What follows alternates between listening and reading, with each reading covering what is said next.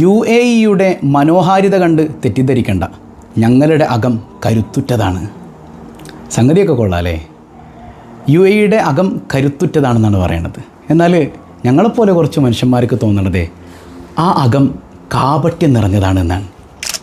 സത്യമായിട്ടും നിങ്ങൾ ഇനി എന്തൊക്കെ പറഞ്ഞാലും എൻ്റെ മനസ്സങ്ങനെയാണ് പറയണത്.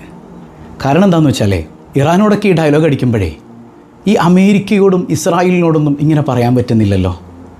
പാവപ്പെട്ട ഫലസ്തീനിലെ കുഞ്ഞു മക്കളെക്കുറിച്ച് നിങ്ങൾ ഓർക്കുന്നുണ്ടോ? പാവപ്പെട്ട ഫലസ്തീനികൾ, ആ ഫലസ്തീനിലെ ജനതയെ അന്യായമായി ക്രൂരമായി വേട്ടയാടാൻ തുടങ്ങിയിട്ട്, നരഹത്യ ചെയ്യാൻ തുടങ്ങിയിട്ട്, കൊന്നൊടുക്കാൻ തുടങ്ങിയിട്ട് എത്ര കൊല്ലായി. ഇന്ന് വരെ ഇസ്രായേലിനെ നോക്കിയിട്ട് ഞങ്ങളുടെ അകം കരുത്തുറ്റതാണ്, ഞങ്ങളിലൊന്നിനെ തൊട്ടാൽ നിങ്ങൾ കാണൂല എന്ന് പറയാനായിട്ട് ഇന്ന് വരെ പ്രസിഡൻറ്റിൻ്റെ നാവൊന്ന് പൊങ്ങിയിട്ടുണ്ടോ? ഉണ്ടോ? ഇല്ലല്ലോ. അപ്പോൾ എന്തേ ആ ഒരു ധൈര്യം ഇല്ലാതെ പോണത്? നമ്മൾ എന്തുകൊണ്ടാണ് ഈ ഇസ്രായേലിൻ്റെയും അതുപോലെ തന്നെ അമേരിക്കയുടെയൊക്കെ അടിമകളായി പോകുന്നത്?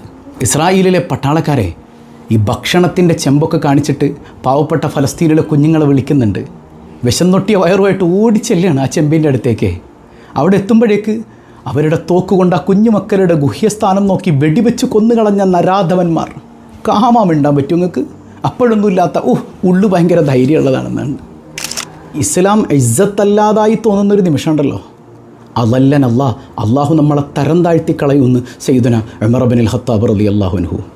ഇന്നീ കാണുന്ന പെട്രോളും പെട്രോൾ ഡോളറും അതുപോലെ തന്നെ ചില പാശ്ചാത്യരുടെ സംരക്ഷണമൊന്നും എല്ലാ കാലത്തും ഉണ്ടാവില്ല. ഈ പെട്രോളിൻ്റെ നിക്ഷേപമൊക്കെ ഒന്ന് തീരട്ടെ. അന്നൊരു ദിവസം വരാനുണ്ട്. ബുദ്ധിയുള്ള മനുഷ്യരുടെ മനസ്സിലേക്ക് ഇട്ട് തന്നൊരു ചിന്തയാണ്. അള്ളാഹു നമുക്കൊക്കെ ഇസ്ലാം കൊണ്ട് ഇസ്സത്ത് ലഭിക്കുന്ന മുത്തഖീങ്ങളിൽ ഉൾപ്പെടാൻ തൗഫീക്ക് നൽകട്ടെ.